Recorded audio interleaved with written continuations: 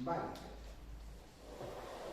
Ah, por cierto, este es el libro de fitoterapia, el Vademecum, el que os había dicho. Bueno, este tiene unos años, pero es así como es el libro. Aunque no sé si siguen editando libros o si directamente lo tienen en la página web, pero por si queréis echarle un vistazo de cómo viene. Ese es el que hablabas que era el científico, ¿no? Sí, exacto.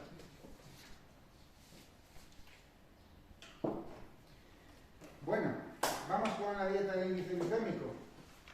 ¿Estamos preparados? ¿Are you ready? Voy a repetir explicaciones que he repetido por la mañana. Entonces, aquellos que no hayáis entendido algo, está bien, porque lo vamos a repetir. Y alguna grabación también se cortó por la mañana, pero vamos a repetirlo.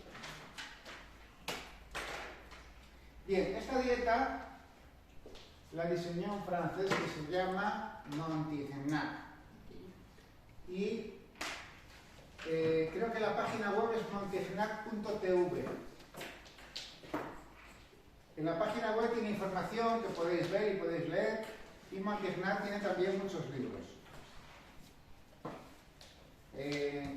También es una dieta bastante famosa porque es una dieta que es muy difícil de criticar. Igual que puedes criticar la dieta disociada, porque cualquier cosa se puede llamar dieta disociada, o puedes criticar la dieta Atkins, o puedes criticar muchas dietas, la de Montignac quizás sea la más difícil de criticar, y ya os explicaré por qué, cómo funciona. Bien, Michel Montignac fue el primero que usó el índice glucémico para adelgazar. Ya os explicaré luego qué es el índice glucémico. Fue pionero de una nueva forma de pensar sobre el control de peso y una alimentación sana. El método no es una dieta, no hay privación, es un estilo de vida, adaptado a todas las culturas. O sea, eso sí es así. Es un estilo de vida. Montignac a mí me gusta porque escribe libros, o sea, a mí me gusta poner ejemplos sencillos para que entendáis las cosas. Él hace esto, o sea, él escribe muchos libros, hay muchos libros de Montignac explicando el cliente final, digamos. Mucha de la información que hay en esta presentación la he quitado de este libro, y os lo pongo también por si queréis descargarlo o comprarlo o lo que sea, y os apetece leerlo, ¿vale? Ya no es información tan técnica, os explica las cosas de manera sencilla. Y si no, pues os va a quedar esta presentación, que es un resumen, aunque yo aquí he quitado cosas de otros sitios, he quitado fotos de otros sitios, en el libro no hay casi ninguna foto.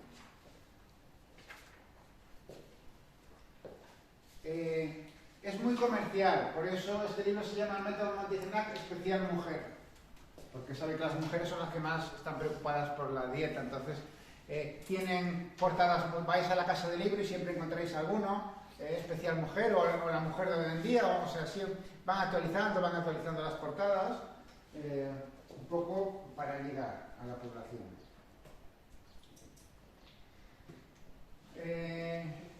Michel Montignac planteó juiciosamente el postulado según el cual la pieza angular de todo programa nutritivo es el metabolismo de los glúcidos y no el de las grasas o las proteínas.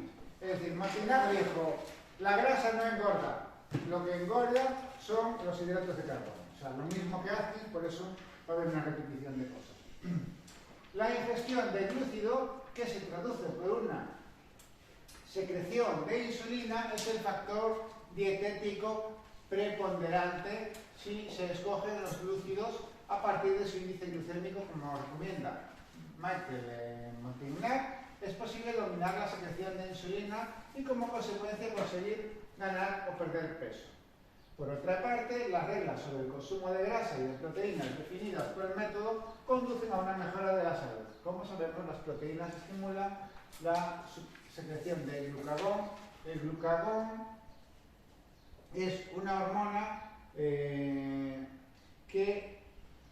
A ver, vamos al páncreas. Páncreas. Está claro que es el páncreas. El páncreas, ¿qué fabrica el páncreas? ¿Os acordáis? Insulina. Insulina. Bien. También segrega enzimas, es decir, la comida que pasa del estómago al intestino, ahí entra la bilis de la vesícula biliar y entra las enzimas digestivas también del páncreas, que tiene un conjunto de enzimas. Pero también segrega una cosa más que va directamente a la sangre, aparte de la insulina, que es el glucagón. El glucagón nos ayuda a controlar la insulina, nos ayuda a mantener un equilibrio. O sea, cuando la insulina funciona mal, cuando hay un exceso de insulina, el glucagón baja la insulina. Entonces, ayuda un poco a controlar el sistema de la insulina. No confundáis glucagón con glutatión. El glutatión es la enzima del hígado más desintoxicante que tenemos. Y el glucagón es, ¿vale?, una hormona que está en el páncreas, que ayuda a contrarrestar el efecto de la insulina. Y el glucagón, para que el cuerpo lo fabrique, lo hace... ¿Quién fabrica el glucagón? ¿Quién fabrica todo? ¿Quién fabrica todo? Las enzimas. Vale, pues el glucagón, lógicamente, lo fabrica una enzima, como todo lo que se hace en el cuerpo. Bien, pues la enzima que fabrica el glucagón tiene el obrero que maneja esa enzima, o sea, el obrero que maneja esa excavadora. Y ese obrero es el cromo, es decir, el cromo activa el glucagón. Es decir, la gente que empieza a tener diabetes, la gente que empieza a tener hiperinsulina, o sea, que empieza a segregar muchos chorros de insulina, darle picolinato de cromo, que es cromo en forma de picolinato porque es la que mejor funciona para ahí, darle picolinato de cromo en una persona que empieza a ser diabética, o incluso que es diabética y tiene un exceso de insulina,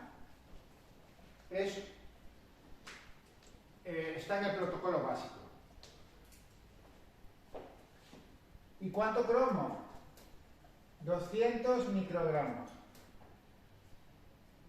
Esta es la cantidad terapéutica. O sea, venden ya 200 microgramos de cromo en pastillas, en forma de picolinato de cromo.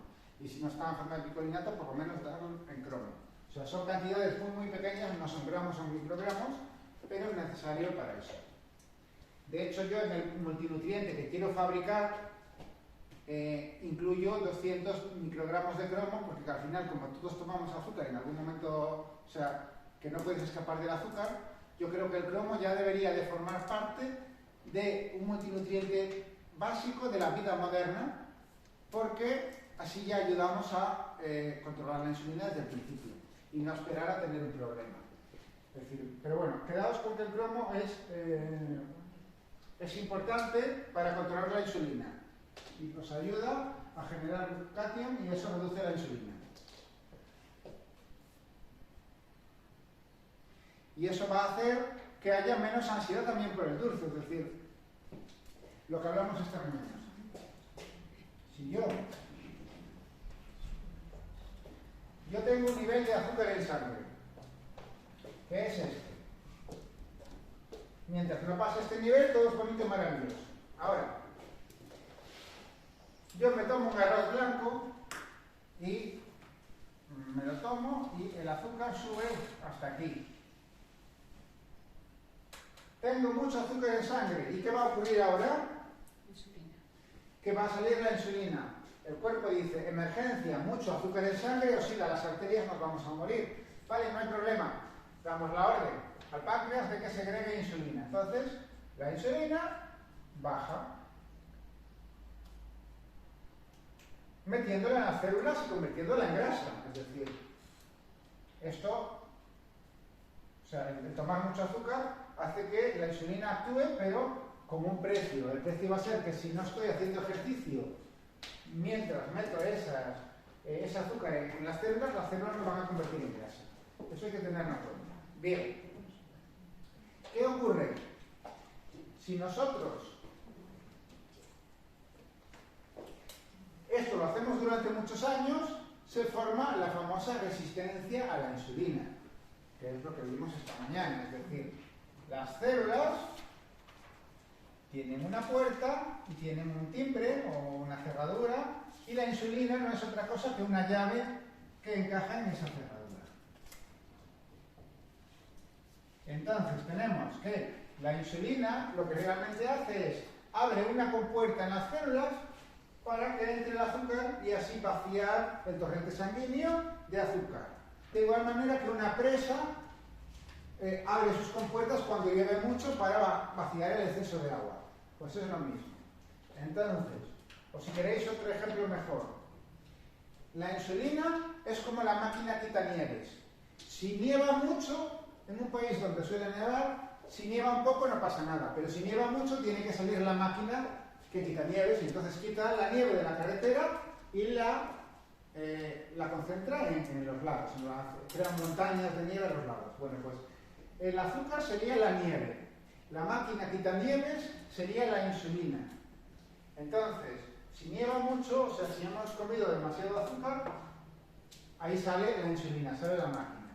Coge la máquina, abre la puerta a las células y todo este azúcar entra en la célula y luego se va a convertir en grasa y entonces el nivel baja. Ahora, ¿qué ocurre si estoy comiendo todos los días azúcar o arroz blanco? Que la insulina está todos los días llamando en el receptor hasta que el timbre se estropea. O sea, antes era así y ahora es así porque se ha estropeado, se ha dañado, se ha modificado y ya no lo activa. Entonces, como no lo activa, llega un momento que el cuerpo dice: uy, hay demasiado azúcar en sangre, voy a llamar a la insulina. Llama al páncreas: oye, páncreas, lánzame un chorro de insulina, vale. Sale el chorro de insulina y no pasa nada. Y el azúcar sigue ahí y el cerebro dice: ostras, oye, páncreas, ¿no? ¿Qué insulina me mandaste? Esta insulina no funciona. ¿Qué ocurre? Que lo que no funciona es los receptores de las células. El ejemplo es el de: yo fumo marihuana y fumo un día y me coloco, pero si fumo todos los días llega un momento que me mareo un poco, pero ya no me coloco porque estoy desgastando los receptores de lo que causa la marihuana. Entonces llega un momento que ese desgaste reduce los efectos. Ese desgaste también reduce los efectos en la insulina. Entonces el páncreas, ¿qué hace? Lanza 2 chorros de insulina. Entonces, ¿qué ocurre? Que ahora a lo mejor sí consigue abrir la puerta de las células, pero es demasiada insulina. Entonces el azúcar, en vez de bajar hasta este nivel, baja casi hasta abajo de todo. Entonces se produce, después de una hiperglucemia, mucho azúcar en sangre, se produce una hipoglucemia. Ha empezado la diabetes. En el momento que hay una resistencia a la insulina, se habla mucho de resistencia a la insulina. La gente empieza a ser diabética por resistencia a la insulina. ¿Qué significa? Que desgastamos el receptor de tanto usarlo. Entonces, ¿qué ocurre? Que antes tenía mucho azúcar en sangre y ahora tengo muy poco azúcar en sangre. Y además estoy fabricando mucha más grasa porque si quito más azúcar, fabrico más grasa. Y aún por encima, dentro de media hora voy a tener una sensación de ansiedad. ¿Por qué? Porque no tengo azúcar en mi torrente sanguíneo, y si no tengo azúcar en mi torrente sanguíneo, me voy a morir. Entonces el cerebro lanza una sensación de ansiedad por el dulce. Y entonces empezamos ya en ese círculo vicioso. Yo tomo algo muy dulce, sube demasiado el azúcar, eso es peligroso porque se oxidan mis arterias. Mi páncreas, en vez de lanzar 1 de insulina, lanza 2 por insulina, y entonces engordo más rápidamente porque estoy convirtiendo más cantidad de azúcar en grasa y además tengo ansiedad por volver a comer dulce. Este sistema es el que falla con la insulina. El glucagón lo que hace es, va a eliminar un poco de esa insulina y va un poco a ayudarme a regular esto. Es decir, de ese 2 por de insulina, pues le quito un 0,5 gracias al glucagón, y entonces estoy reduciendo la cantidad de insulina. Por eso, en este momento, el tomar cicolinato de cromo es muy interesante, ¿vale? Porque si me paso con la insulina, lo equilibro. Y si no necesito el cromo, no lo va a usar. Es decir, el cromo no está obligando al cuerpo a hacer nada. El cromo es un ingrediente que si el cuerpo lo necesita como ingrediente, lo va a utilizar. Por otro lado, si yo como carne o grasa, el índice glucémico es 0, es decir, no sube el azúcar en sangre porque no tiene azúcar. Entonces, como no tiene azúcar, no hay insulina, y como no hay insulina, no se activan las células y nada se convierte en grasa. Yo puedo comer 3 kilos de grasa, 3 kilos de tocino todos los días y no voy a engordar. Ahora tomo un trozo de tocino con un trozo de pan blanco, el pan blanco lanza la insulina y la insulina hace que engorde el pan y el tocino. Esa es un poco la idea.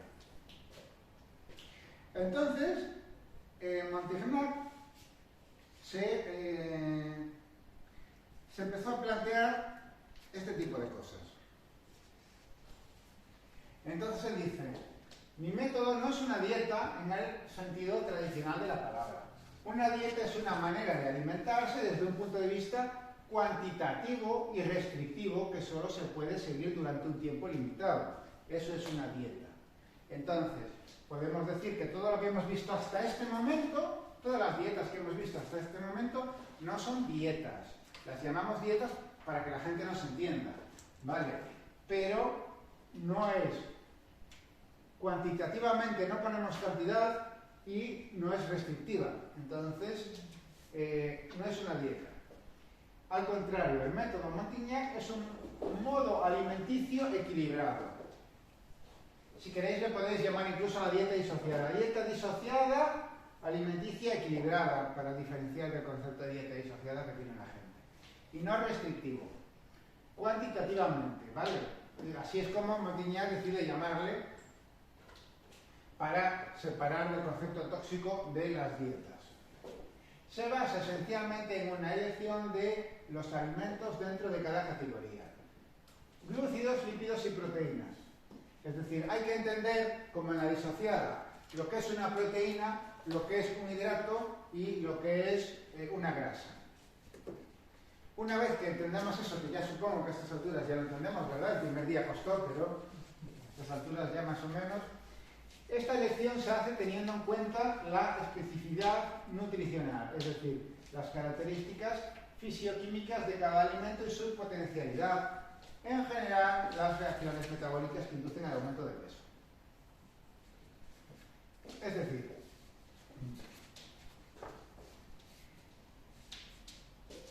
se puede saber,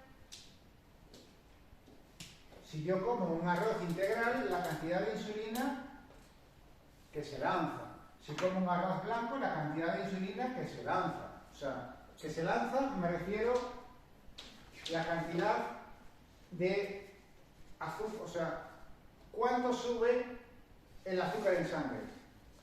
Porque la insulina es condicionada por lo que sube el azúcar en sangre. Entonces resulta que cuando como unas lentejas, sube, o sea, hay determinado azúcar en sangre por las lentejas. Cuando como un arroz, lo mismo. Cuando como una quinoa, lo mismo. En resumen, Montignac dijo, yo puedo calcular en cada alimento lo que va a subir el azúcar en sangre. Y en función de eso va a salir una cantidad de insulina. Y eso lo llamó el índice glucémico. Es decir, que sabiendo el índice glucémico de cada alimento, sabiendo la cantidad de azúcar que sube en sangre cada alimento, puedo saber qué alimentos son buenos y qué alimentos son malos. Y entonces puedo mezclarlo todo, puedo hacer lo que quiera. No tengo que ver esto, no lo combino con esto, aunque él al final lo hace, pero vamos a ver cómo y por qué. Él lo que dice es, pues vamos a medir el índice glucémico de los alimentos y aquellos que hagan que salga mucha insulina, vamos a eliminarlos de la dieta y ya está. Entonces necesitamos unas tablas de índice glucémico. Vale. Cambio de las costumbres alimenticias. El método Montignac es un cambio alimenticio que consiste en respetar el funcionamiento del cuerpo tal como es su diseño. Nunca hemos tenido tanto azúcar en la alimentación y el páncreas no está preparado para segregar tanta insulina y las células no están diseñadas para recibir ese receptor tanto tiempo. Entonces, él dice, este método te hace adelgazar, si es necesario, es decir, si el cuerpo lo necesita, si no es una manera de alimentarse sana para no ser diabético en el futuro, por ejemplo, para no oxidar las arterias, para no tener exceso de azúcar en sangre, para no tener un cansancio 2 horas después de comer, porque es lo que corresponde con la alimentación natural. Sirve para prevenir el engordar, porque si no dispara demasiado azúcar en sangre, no sale la insulina y no mete la grasa en las células. Las células aprovecharán aquello que necesitan en cada momento, pero no estoy forzando ese mecanismo. Prevenir la diabetes del tipo 2. ¿Por qué la del tipo 2? Porque tenemos los dos tipos de diabetes. Diabetes 1, que ya la gente suele nacer con este problema, que es que el páncreas no fabrica insulina. Entonces, si no fabrico insulina, no puedo hacer nada. O sea, si las células que fabrican la insulina no están, no puedo hacer absolutamente nada. Entonces, ¿qué pasó aquí?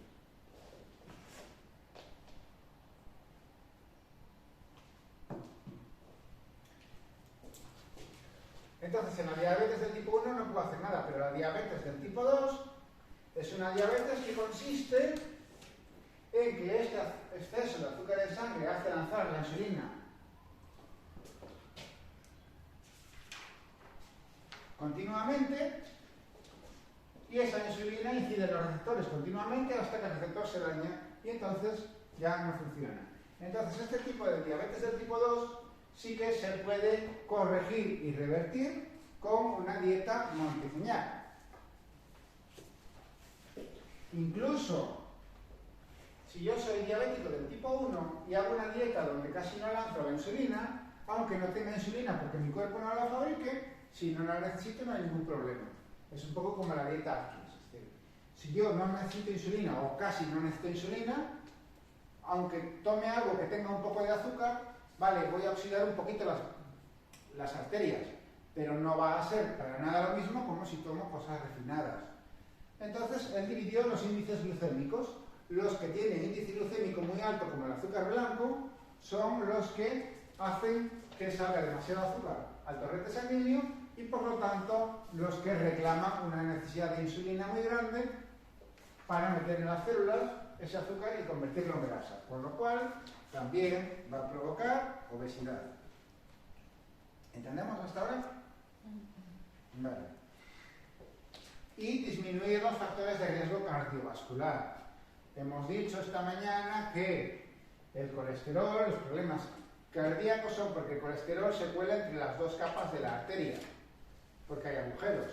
Y hemos dicho que eso lo hacen los radicales libres. Bien, pues si el azúcar oxida las arterias, se comporta como un radical libre, con lo cual el azúcar está oxidando las arterias. El colesterol, si la arteria está sana, no se va a colar porque no hay agujeros y da igual la cantidad de colesterol que haya en sangre, no nos va a hacer nada. El problema es cuando las paredes arteriales se dañan, están agujereadas.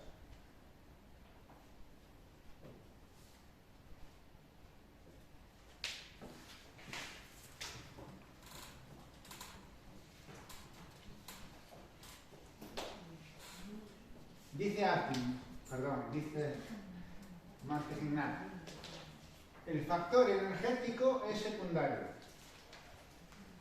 Al contrario de lo que hemos creído durante mucho tiempo, el factor energético no es determinante en el aumento de peso, aunque no sea totalmente desdeñable. ¿Qué quiere decir esto?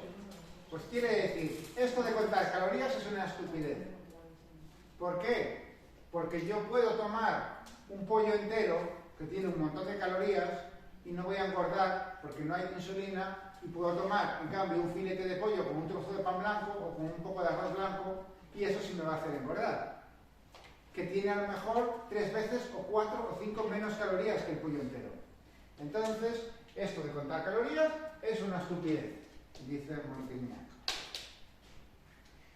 Todos los estudios epidemiológicos demuestran que no existe una correlación entre el nivel de consumo calórico de una población y su tasa de obesidad. En ciertos casos hasta se ha constatado lo contrario, es decir, que la gente que come más calorías pesan menos que las que comen menos calorías en algunas ocasiones. Desde los años 60, el consumo calórico medio cotidiano en los países occidentales ha bajado un 35%, es decir, consumimos un 35% menos de calorías que en los años 60. Sin embargo, durante el mismo periodo, la obesidad aumentó un 400%. ¡Magia! Es decir, comemos menos calorías y aumenta la obesidad. ¿Por qué? Porque las calorías que comemos son vacías. Antes se comía mucha carne, muchas cosas, muchas calorías brutas, pero no había refinados que subieran el azúcar en sangre y no salía tal cantidad de insulina para bajar ese azúcar en sangre y convertirlo en grasa. Entonces, que yo retenga o no retenga grasa no es tanto por las calorías, sino por la química que ocurre en mi cuerpo cuando me alimento. Y esto debería ser la base lógica de la nutrición y de la medicina. Y no lo es. Entonces es la base lógica de la medicina naturopática y de la medicina higienista.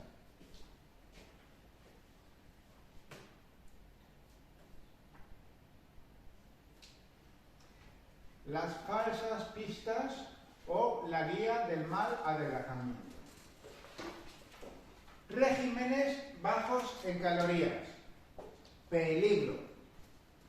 Hemos visto cómo nació en el plano histórico el concepto de equilibrio energético del cuerpo humano y cómo la idea del régimen bajo de calorías en el que se basa mucha gente no es sino su aplicación práctica. En la actualidad tenemos la perspectiva suficiente para comprobar su ineficacia. A mí me pasa mucho. Viene gente porque quiere adelgazar a consulta y te dice: dejé de desayunar hace 2 meses y aún así engordé más. O sea, han quitado calorías y han engordado más. Todos los que han seguido alguna vez un régimen hipocalórico, es decir, restricción de comida, y en particular las mujeres, y veremos por qué, saben que en un primer momento se obtienen en general buenos resultados. Como menos, adelgazo. Pero que nunca llega uno a estabilizarse. ¿Por qué? Magia. Vamos a saber. Pero lo peor es que muchas veces se puede uno encontrar con un incremento suplementario de peso. Vamos a intentar comprender la causa de ello mediante el examen del comportamiento del organismo. Bien, imaginemos que la ración cotidiana de un individuo sea 2.500 kilocalorías. Hoy ya hemos visto lo que es una kilocaloría. Entonces, una persona toma 2.500 kilocalorías y tiene unos kilos de más. Entonces, el sistema hipocalórico, lo que hacen los nutricionistas, es decir, bueno, pues si tú tomas 2.000 kilocalorías al día, vamos a bajar 500 kilocalorías, o sea, vamos a reducir lo que comes para comer 500 kilocalorías menos, y 500 kilocalorías menos, pues tienes que adelgazar, porque estás comiendo un 25% menos de comida al día. Vale. El organismo que está acostumbrado a recibir 2.500 kilocalorías, ahora empieza una dieta hipocalórica porque hay un nutricionista y le dice que tiene que comer menos, ¿vale? Entonces, el cuerpo encuentra que dice: uy, antes tomaba 2.500 o 2.000 kilocalorías y ahora tomo 500 menos. Entonces, para compensar esa falta de calorías, voy a quemar grasa de reserva que tengo almacenada en mis células. Entonces, equivalente a 500 calorías. Entonces empiezo a quemar grasa del cuerpo, con lo que se consigue un adelgazamiento. Es decir, el cuerpo se ha acostumbrado a vivir con 2.000 calorías, le quitas 500 y dice: voy a tirar de la grasa de reserva. Pero, al cabo de un tiempo, se va a observar que dejas de adelgazar. ¿Por qué? Bueno, porque el cuerpo dice: la grasa es mi reserva para supervivencia. Pues si viene una etapa de hambruna. Yo me he acostumbrado a vivir con 2.000 kilocalorías.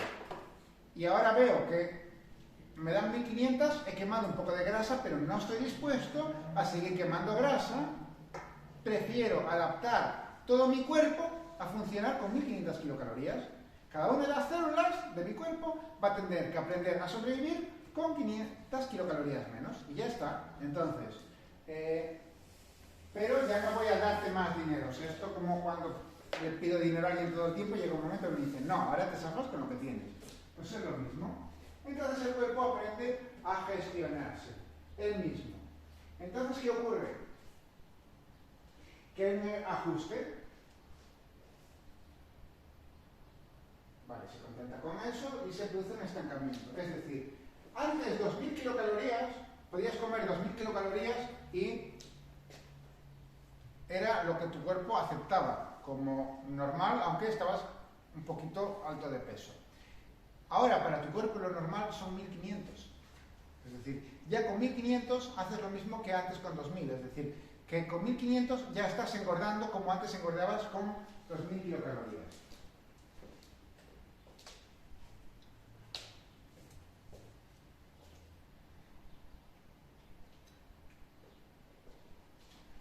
¿Y qué ocurre? Que si sigo haciendo eso, va a ocurrir lo mismo. Si ahora 1500 kilocalorías es lo normal para mi cuerpo, como suba un poco y me pase y hoy tome 2000, voy a engordar mucho más. Porque antes mi cuerpo estaba acostumbrado a gestionar 2000 y a vivir con esas 2000. Pero ahora esos 2000 se han convertido en 1500, con lo cual, ahora como me pase y coma un poco más, ahora sí que la digo, ahora sí que voy a engordar. ¿Por qué? Porque el cuerpo dio la orden a cada célula de que sobreviva y haga lo mismo con menos kilocalorías, o sea, que queme menos energía. Vivimos más en stand-by, ahorrando energía, y el cuerpo de eso sabe. ¿Por qué ocurre esto? Bueno, esto es un instinto de supervivencia. El cuerpo se va a adaptar a sobrevivir, con lo que sea. O sea, cuando ves las imágenes de los campos de concentración de la Segunda Guerra Mundial, que ves personas vivas que son huesos andantes, y aún así les obligaban a construir carros de combate que estaban cargando cosas que pesaban 50 kilos, y lo hacían. Es decir, el cuerpo sobrevive, o sea, se adapta. Tenemos una capacidad de supervivencia brutal. Y el cuerpo tiene ese instinto de supervivencia. Entonces, si tú le has quitado calorías, tu cuerpo va a intentar sobrevivir con eso. Pero cuando le des un poquito más, va a intentar recuperar y acumular. ¿Por qué? Porque el cuerpo interpreta una restricción calórica como una etapa de hambruna. Hay hambre, no hay comida. Estamos viviendo una época donde no hay comida y hay que sobrevivir. Entonces el cuerpo, ¿qué va a hacer? A la mínima que pille algo de comida, voy a intentar almacenarlo. ¿Para qué? Por si a lo mejor estamos un mes sin comer o 2 meses sin comer. Eso ha ocurrido a lo largo de la historia muchas veces. Entonces, el cuerpo ajusta los gastos en función de lo que tiene, pero el cuerpo va a intentar acumular reservas. Es decir, si ahora tengo que vivir con 1500 kilocalorías, voy a intentar vivir con menos kilocalorías para que me sobren kilocalorías para almacenar grasa, para prepararme para una próxima etapa de hambruna. ¿Vale? Entonces, esto es el mismo instinto de conservación que los perros. No sé si habéis visto alguna vez los perros de los pueblos, que podían estar delgaditos porque no tienen comida, y tú le das un hueso, y él coge el hueso y no se lo come, va a enterrarlo. ¿Por qué? Porque dice, ahora estoy vivo, y aunque paso hambre, estoy vivo. Y si lo entierro, lo tengo para cuando esté a punto de morirme. El cuerpo hace lo mismo. Es decir, si yo estoy acostumbrado a tomar 1500 kilocalorías y ahora me das 1700, o sea, antes me dabas 2000 y no pasaba nada, pero ahora como me des 1700, esas 200, me las guardo. Y voy a empezar a acumular grasa, voy a empezar a acumular reservas, porque la cosa pinta mal. Porque si llevaba 5 años o 10 años comiendo 2000 kilocalorías y ahora me has quitado un 25%, yo ya empiezo a sospechar que ahí está pasando algo, que hay una etapa de hambruna, que no hay alimento suficiente, o que viene una glaciación, o que viene una guerra, o que está pasando algo. El cerebro trabaja internamente en función de su experiencia, no no se comunica con el pensamiento.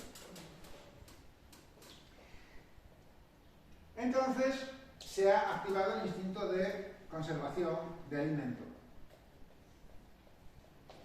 Además, cuando el organismo sufre una situación de carencia, es decir, cuando está subalimentado, se pone exageradamente a la defensiva y no perdona ninguna oportunidad para acumular reservas. O sea, entra en modo de, sé que está pasando algo porque no me está dando la comida que estábamos comiendo.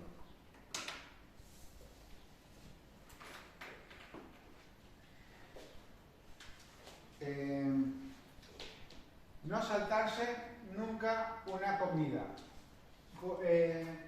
Eso es una de las cosas que él recomienda. Es decir, si nos ponemos a dieta y nos saltamos una comida, nuestro cuerpo, o sea, si tú no desayunas, tu cuerpo no quema energía hasta que comes. Es decir, si tú desayunas, tu cuerpo va a quemar más energía que la que has desayunado. Porque he desayunado, todo está bien. Si yo no desayuno, el cuerpo dice, uy, células, entramos en modo supervivencia, no sabemos cuándo vamos a comer, no hemos desayunado, siempre desayunamos, está pasando algo, aquí que nadie gaste energía. Y entonces llegas al mediodía y no has quemado nada. Entonces, la gente cuando deja de desayunar para adelgazar, que es muy típico, que alguien no entiende de nutrición, pero dice, bueno, voy a intentar no desayunar, que es fácil saltarme el desayuno, para ver si adelgazo. Y que descubre que al mes siguiente pesa 2 kilos más. ¿Por qué? Porque cuando yo me como el plato de hidratos de carbono, en vez de absorber lo que absorbía, como no he desayunado, el cuerpo dice, vamos a empezar a aumentar el almacén de grasa porque aquí están pasando cosas.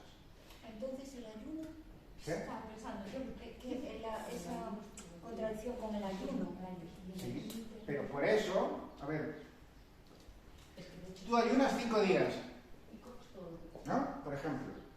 Y si tú ayunas 5 días y no comes nada en 5 días, seguramente bajes entre 1 y 3 kilos en ese ayuno. El 6.º día que vuelves a comer, vas a recuperar esos 3 kilos. En cambio, tú comiendo esa comida que vas a comer el 6.º día, no subías 3 kilos cuando pesabas una cantidad. Es decir, tu cuerpo tiene memorizado lo que pesa. Entonces, cuando tú ayunas, evidentemente sí que el cuerpo luego lo va a absorber todo. Pero eso que va a absorber va a ser recuperar el equilibrio que consideraba lógico. Entonces, eso les pasa a los ciclistas. Un ciclista un día pierde 3 kilos y esa misma noche lo que cena recupera los 3 kilos y al día siguiente se pesa y ha recuperado 3 kilos en el día. ¡Wow! ¿Qué pasa? ¿Que una comida me hace engordar 3 kilos? No, por eso, o sea, eso ya es un indicativo que lo de las calorías es una estupidez. O sea, comiendo las mismas calorías, si has pasado una semana sin comer, recuperas 3 kilos y si no, no subes nada. No tiene que ver con las calorías, tiene que ver con cómo funciona el cuerpo. Y el cuerpo se pone en estado de supervivencia. Es más,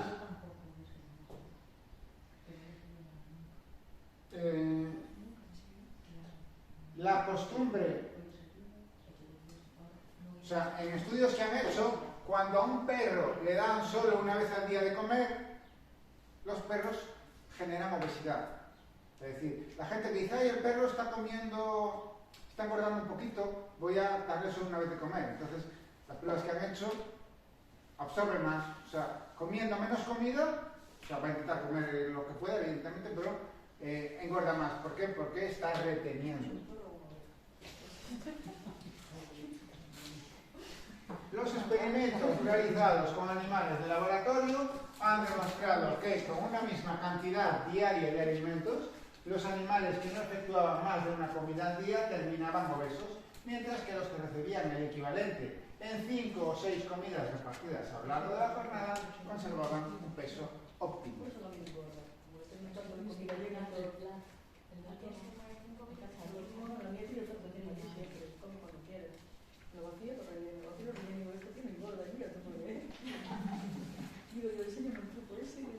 Y ojo a lo que voy a decir ahora. Vale. Como os he dicho, las células convierten los hidratos de carbono en grasa. Bien, pero hay células que son las adiposas, que son y a células que por sí mismas su objetivo es almacenar grasa. ¿Vale? Entonces, el ADN, el núcleo, en vez de estar en el medio, está aquí, ADN, y aquí lo que hacen es grasa. De hecho, por vuestra genética de cada uno, hay gente que dice, yo cuando como me engorda el culo, yo me engorda la barriga. Eso es donde haya más células, en función de tu genética, donde haya más células adiposas. Y es diferente en el hombre y la mujer, por eso la mujer engorda en unos sitios y el hombre engorda en otros, porque la mujer tiene en ciertas zonas más células adiposas. Bien, entonces, sabemos que estas células son sobre todo las encargadas de, cuando el cuerpo piense que hay una etapa de hambruna, acumular más grasa todavía. Bien, pero ¿qué ocurre? Que estas células, cuando hacemos un régimen calórico, o sea, hago una dieta pasando hambre para adelgazar, se multiplican. Y cuando una célula se multiplica y se convierte en dos células, esto ya no tiene solución, esto es para toda la vida. Ahora lo entiendo. Cuando estaba tan salada y ahora lo entiendo. Tengo un montón de células de multiplicadas. Esto es para siempre, es decir, nosotros podemos ayudar con el tema de la insulina, podemos regular el tema de la insulina con los receptores porque ya hemos visto que es posible. Podemos tomar picolinato de cromo para compensar la insulina, podemos tomar cosas más integrales para que el cuerpo no acumule, pero cuando las células del tejido adiposo deciden multiplicarse para que haya más y para que haya más reservas, en el momento que comes menos no se van a autosuicidar, quedan ahí, son células del cuerpo. Entonces, no hay un natural killer para eso. Entonces, cuando alguien va a un nutricionista y hace una dieta y está en una dieta restrictiva, está comiendo menos y las células adiposas se están multiplicando. Entonces prepárate, porque cuando vuelvas a comer como antes, es que no vas a recuperar solo lo que pesabas antes. ¿Vale? Porque tienes más células adiposas en el cuerpo. Entonces, esto es un problema, con lo cual las dietas restrictivas de calorías, según el señor Montignac, son todo lo contrario. Por la activación de instinto de supervivencia que os acabo de explicar, porque luego va a intentar absorberlo todo y recuperar lo que ha perdido, y porque las células del tejido adiposo se multiplican y hay más, y eso es para siempre. Y no hay manera ninguna de que eso... Bueno, sí, químicamente. la liposucción te las quita. Es verdad, la cirugía. Sí, la cirugía. Pero a ver, La mesoterapia. pero si tú te alimentas bien y no, si tú no activas los receptores de estas células que los activa la insulina para que entre el azúcar y se convierta en grasa, los depósitos que van a tener son muy pequeños. Pero a estas alturas nos hemos enterado tarde. Claro. Ya está. O sea, nos hemos Pero enterado da tarde. igual. A partir de ahora lo haremos, pero ya Pero- tenemos las células. Pero da igual. Claro, y ahora por lo de tratar, lo que se multiplicó se No multiplicó. hay manera de revertir eso. Ya las tenemos, no hay manera de revertirlo. No lo sé, habría que profundizar en el tema, pero creo que es bastante complicado.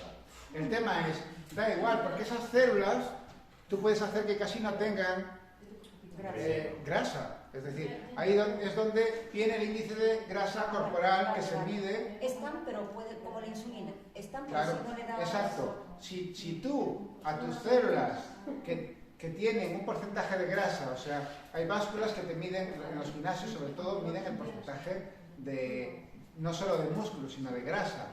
Y hay un índice de grasa que en función de cómo lo tengas, pues se considera que estás fitness o que no. Vale, pues esa es la grasa que hay en el cuerpo. Y eso va a depender más de tu alimentación y ejercicio que de la cantidad de células. Evidentemente, con mucha cantidad de células, como tomes cosas que lancen la insulina, o como hagas dietas restrictivas, la has liado. Pero si el cuerpo sabe que está recibiendo comida todo el tiempo, esa comida no lanza la insulina, dice, qué guay, vivimos...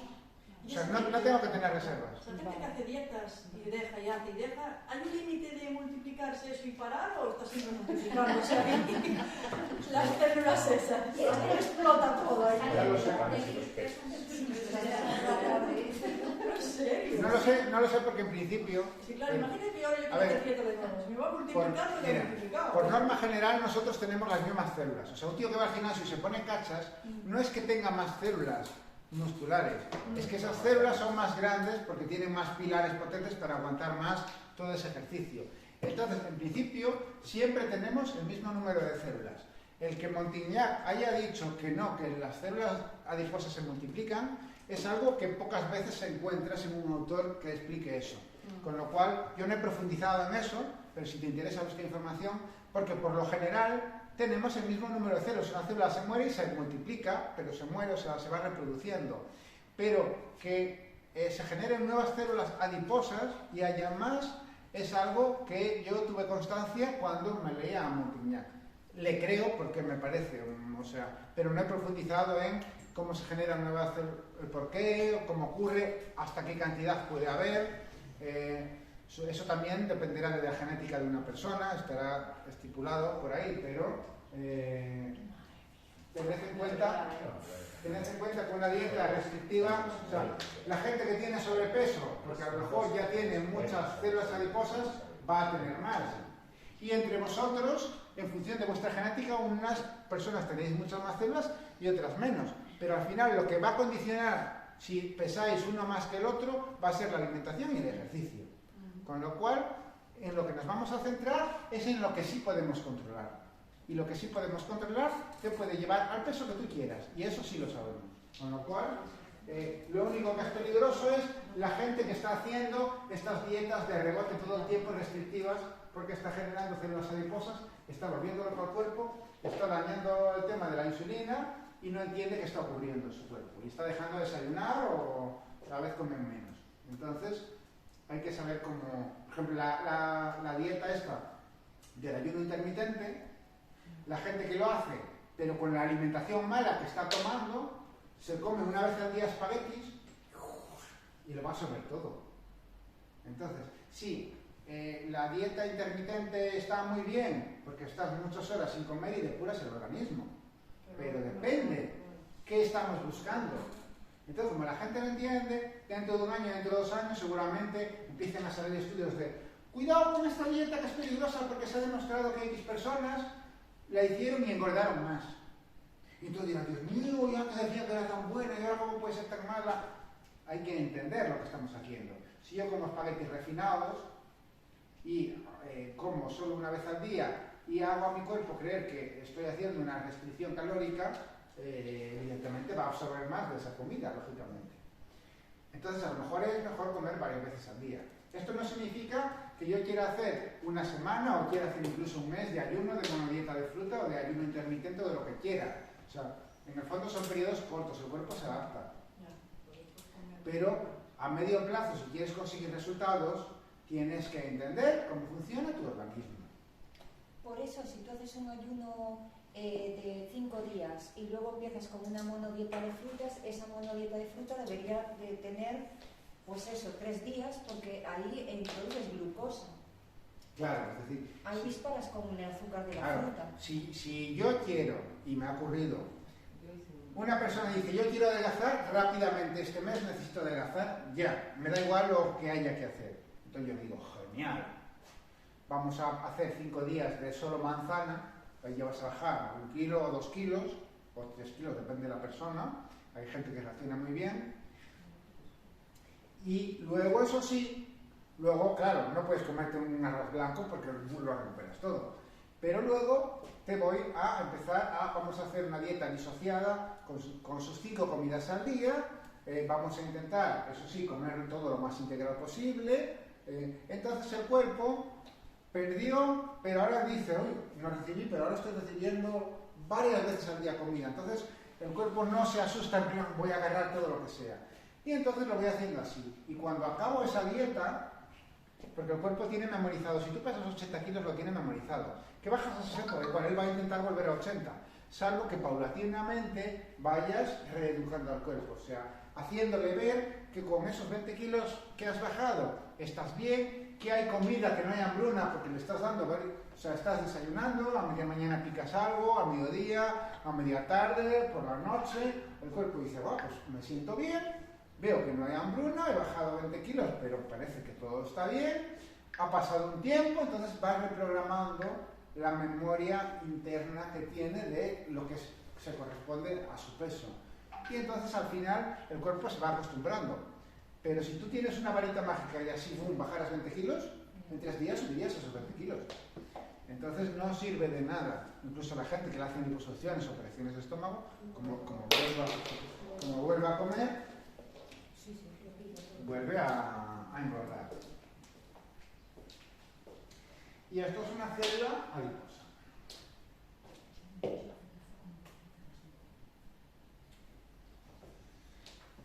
Vale, sigue diciéndonos Miñac. Pero el régimen hipocalórico, además de ilusorio e ineficaz, como se ha demostrado, es peligroso porque su resultado, al aumentar el capital de células adiposas, es la consolidación final del potencial de obesidad femenino. Es decir, ese potencial de obesidad con el que nacéis todos, con el que nacemos todos, porque evidentemente hay un potencial de obesidad en función de muchas cosas, de la cantidad de insulina que yo lanzo cada vez que como la misma cantidad de azúcar, o en función también del número de tejido adiposo que tengo, incluso del sitio donde tengo ese tejido adiposo. Entonces estoy modificando esa genética y empeorando esa potencialidad del tejido adiposo.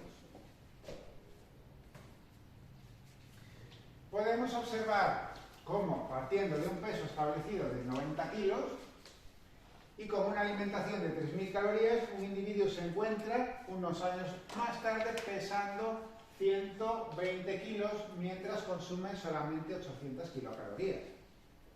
Es decir, yo peso mucho, empiezo a hacer restricciones y entonces es una guerra. Meto pocas kilocalorías, pero mi cuerpo va a intentar absorberlo todo. Entonces acabo pesando 120 comiendo 800 kilocalorías. ¿Y ahora qué? Porque menos no puedo comer. Esas cosas ocurren. Cada vez que se inicia un régimen hipocalórico, se puede comprobar las 3 fases siguientes. Una, adelgazamiento, estabilización y aumento de peso. O sea, adelgazamiento, estabilización y luego aumento de peso.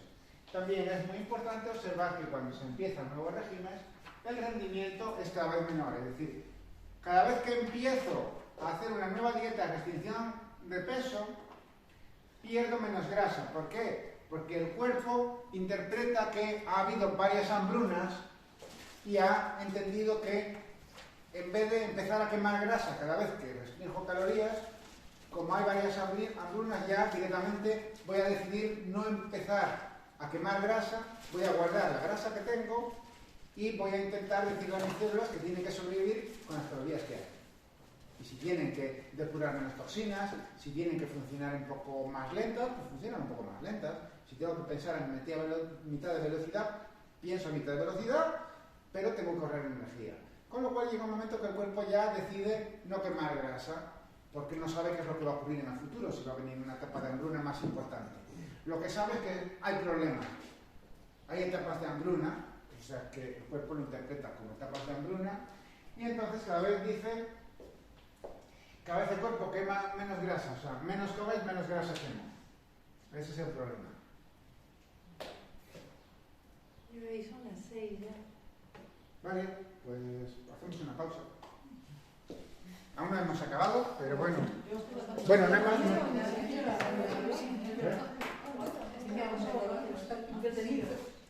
No, pero